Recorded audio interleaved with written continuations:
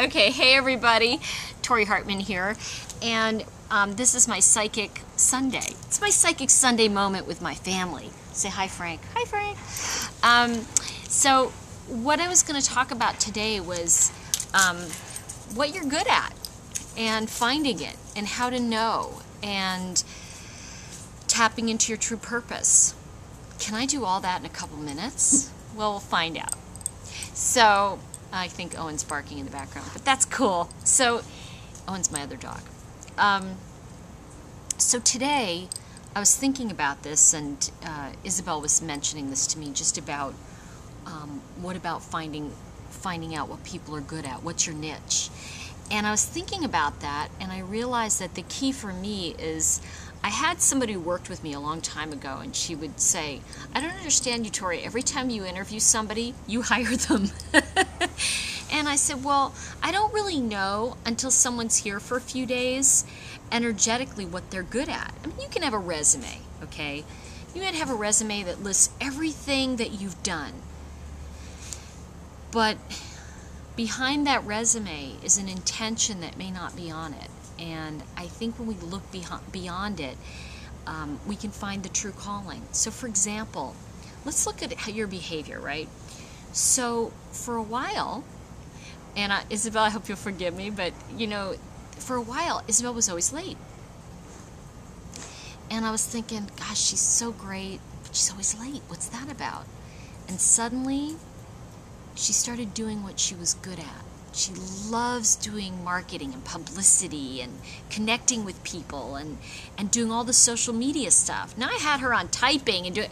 Suddenly, when she had that freedom to do the marketing and all of that, she's early, she's excited. She goes, we got to do this, we got to do that.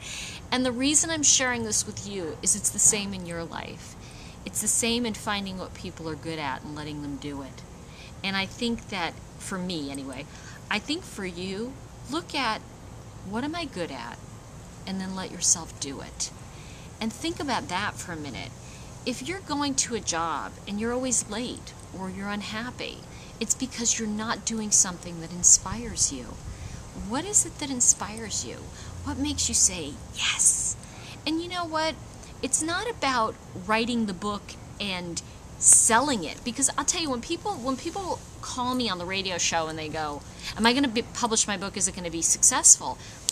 I wonder what success is to them, because it's always about the journey, not the destination. Because if you're really digging the journey, then the destination is more than exciting. It's the reward. But you can't focus on the reward, can you? You have to focus on what's in front of you, because if you focus on the reward, then the work will never be interesting to you. Then you'll never be engaged in it. And the point of things like this is to be fully engaged energetically.